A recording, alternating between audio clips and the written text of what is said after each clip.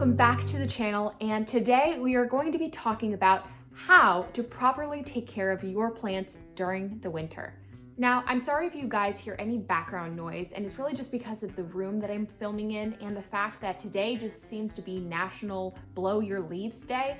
So if you hear any of that in the background, please don't mind. But with that being said, winter notoriously can be kind of a tricky time for your plants because if you think about where most of your indoor houseplants are from, a lot of them are coming from the tropics and they aren't really used to the seasons that many of us experience. And I personally am up in the Northeast and we actually had our first snow yesterday.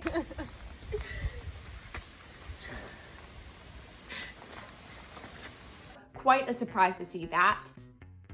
And that just signals to me that it is officially getting into those months. And we, as plant parents, collectively need to start properly take care of our plants over the winter and start changing up our routines. So if you are interested in plant-related content, then please feel free to subscribe and check out some of my previous videos on plants. And I post here every Monday, Thursday, and Saturday, so make sure to hit the notification bell down below.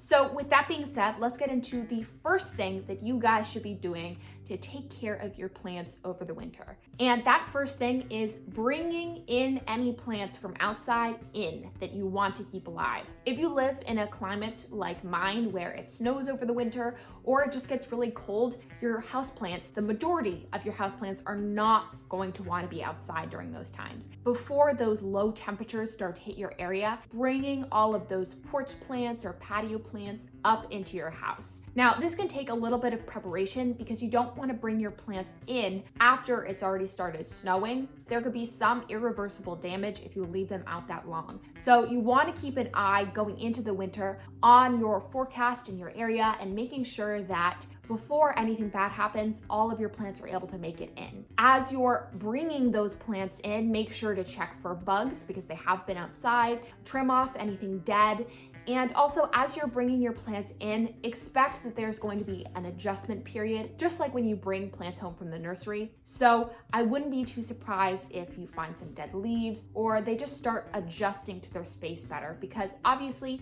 they were getting a lot of nice light outside and bringing them in is going to change that. This is less on the houseplant subject, but actually a sibling of mine did kind of an interesting experiment, and that was taking a cutting from an outside plant. Now, this plant wasn't a houseplant, it was a flowering outdoor planter box type of plant, and so far she's actually had some success. So this is the plant right here in its makeshift little container, and if you take one of these guys out, you can actually see that has started to grow some roots right over here. So pretty impressed with her on that. That was a good initiative, I guess, to see if these plants would make it indoors and make it through the winter if we bring them inside. The next thing that you're gonna wanna be making sure to do, regardless of if you had plants outside, is start to figure out how you're going to be adjusting your plants inside your home. Obviously, if you know anything about the Earth's rotation and how seasons work, you would know that the lighting in your home is going to change depending on the season that it is. So that means that some plants that were doing well in areas farther away from the window might actually need to be moved closer to the window because there's just less light in the winter in general. And this is just going to take you figuring out where your plants are going to be housed during the winter and what spots work best for them. Now, some plants are gonna want to stay in the spots that they are, and they're gonna be perfectly happy without being moved. But some, again, if you were really pushing it with the lighting conditions in the beginning, might need to be moved closer to the window. An example of this would be my Hoya Carnosa Crimson Queen. And this guy I had up in my room, but my room I would say is barely medium light and generally low light, especially in the winter. This Hoya is going to do a lot better closer to a window that's going to provide it more light.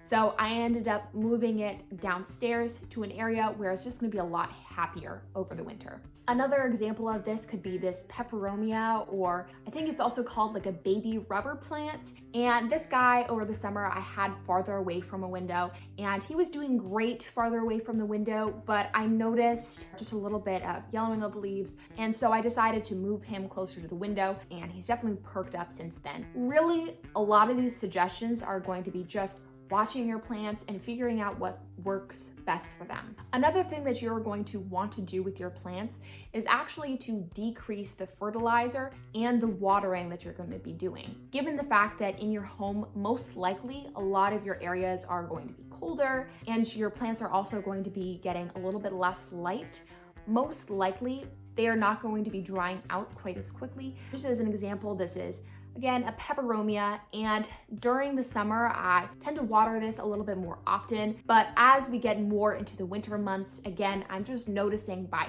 putting my finger in the soil that he's just not drying out quite as quickly. You can really kick back on the amount of watering that you're doing for the majority of your plants, especially the ones that really didn't need quite as much water to begin with. Along with this, when talking about fertilizers, in general, the majority of your plants are really not going to be growing that much in the winter time. There is some new growth on this guy, sort of, but for the most part, he's pretty much done for the growing season. The thing is, you do not want to be fertilizing during the winter when your plant isn't growing, because they're not going to be using that fertilizer, and then they could have fertilizer burn on their leaves, but only for the plants that you see are growing. That's personally what has worked for me. Just as another example, here's my Dieffenbachia Camille again, and I thought this guy was done growing, but she just recently pushed out so much new growth. I think probably at every single new growth point. Again, just as a quick example, she has a new leaf right here, all over the place. And the thing is, I recently fertilized it, even though we're now going into November, which is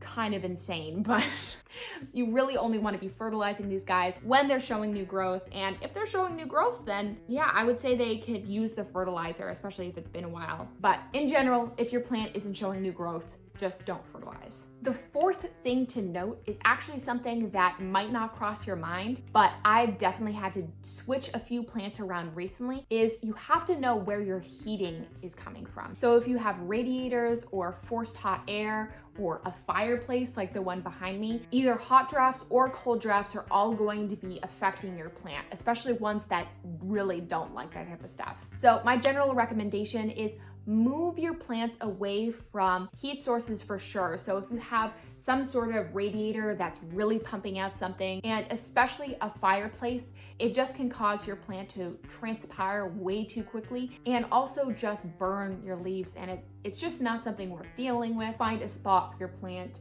that is not going to be near those heat registers. I actually had a situation maybe a couple weeks ago where I had my rubber plant. I had put the rubber plant right next to a window. It was also too close to the radiators that I have in my house. I ended up having to find a new spot because she did not like the spot whatsoever, started dropping some of her lower leaves. Since then, she has had no problems with that. So my best guess is that it was the heat causing that problem. But again, same thing with the window or door drafts. It's really a balancing act between getting as much sun and not getting them too cold. So it's finding a balance somewhere between there. The fifth one I alluded to earlier with the fertilizer, and that is new growth. New growth is just not going to be happening quite as often on your plants. So I wouldn't be too worried if in the winter time you notice that the growth on your plants start to slow down and your highest producing plant that was normally putting out a leaf a week is suddenly putting out a leaf a month. It generally happens, they slow down, and it's nothing to be too nervous about. More of what you should be looking out for is if you're having yellowing on leaves or browning or crisping on leaves, just more of the general signs. That's going to be more worrying than maybe slowed growth during the winter. The final is repotting and propagating your plants. And in general, the growing season for plants is between early spring and the beginning of fall. And during that time, you're going to get the most successful growth of both roots and leaves. So in between that window is generally the best time for repotting because your plant can establish itself in the new pot, and then also for propagating because your plants are going to have the most time to push out new growth both from the mother plant and from the new plant. However, this does not mean that you can't repot or propagate your plants. It just means that it's not the best time during the winter. So if you have a case where your plant is quickly declining because it is super root bound, then definitely don't hesitate to quickly repot that and make sure that it is in a better situation for winter. And then same for propagating. Right down here, if I can get it, I have a monstera cutting, and I think I cut this off of the plant maybe a couple weeks ago, maybe a month ago. So It definitely wasn't the best time to propagate this, but this was a root rot scenario. And you can see that the plant is now pushing out new roots from its node right there. Clearly, the plant is doing fine, and monsteras generally are pretty good propagators. So if you have something easy to propagate, I wouldn't be too worried about it during the winter. Also down here, I have